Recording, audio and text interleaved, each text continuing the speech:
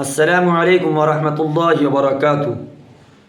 میں اس ویڈیو کے اندر حیض کے بارے میں بتانے آیا ہوں، کیونکہ ہے تو حیا کا مسئلہ لیکن سب سے زیادہ پوچھا جاتا ہے، تو میں نے سمجھا کہ ایک ویڈیو اپلوڈ کر دی جائے تاکہ جو ہماری خواتین کے اندر غلط فہمیاں ہیں وہ دور کر دی جائے، کیونکہ بہت ساری خواتین کے اندر یہ غلط فہمیاں پائی جاتی ہیں کہ اگر زوال سے پہلے اگر کسی عورت کو حیض آ جائے تو اس کا روزہ نہیں ہوگا، اور اگر زوال کے بعد آ جائے تو روزہ ہو جاتا ہے، تو ایسا ہرگز نہیں ہے۔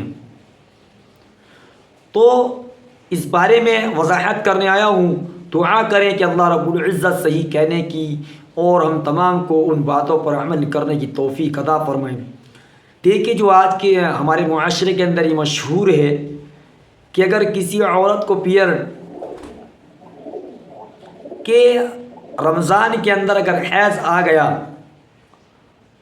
اب بہت ساری خواتین حیض کا مطلب جانتی نہیں ہوں گی کہ جو مہینے کے اندر عورت کی طبیعت خراب ہوتی ہے اور اس کو حیض بولا جاتا ہے۔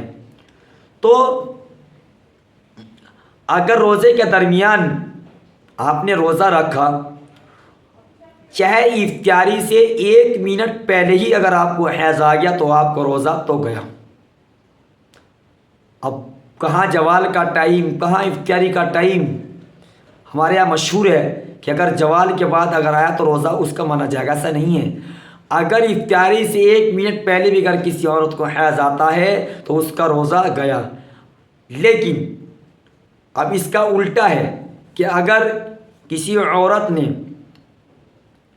حیض آیا، روزے سے تھی، روزہ تو ٹوٹ گیا، اب وہ کھا بھی سکتی ہے، پی بھی سکتی ہے۔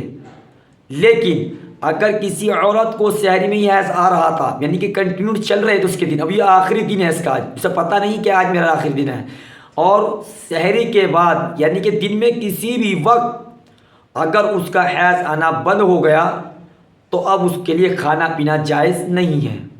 اب وہ اسی طریقے سے رہے گی جس طریقے سے روزے دار رہتے ہیں، لیکن روزہ تو نہیں ہوا، اس کی روزے کی قضا تو اسے کرنی پڑے گی، لیکن اب کھا پی نہیں سکتی۔ بات سمجھ میں آئی کہ اگر روزے کے درمیان حیض آیا، اب اس کا روزہ ٹوٹ گیا، اب وہ کھا بھی سکتی ہے، پی بھی سکتی ہے، کچھ بھی کر سکتی ہے۔ لیکن اگر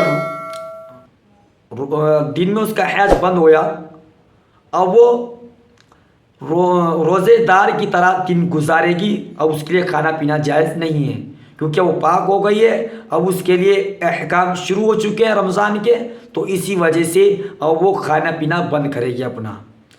امید ہے کہ آپ کو یہ مسئلہ سمجھ میں آیا ہوگا۔ دعا کرتے ہیں کہ اللہ رب العزت ہمیں صحیح سمجھ، دین کی صحیح سمجھ عطا فرمائے۔ تب تک کہ آپ مجھے اجازت دیجیے۔ السلام علیکم ورحمۃ اللہ وبرکاتہ۔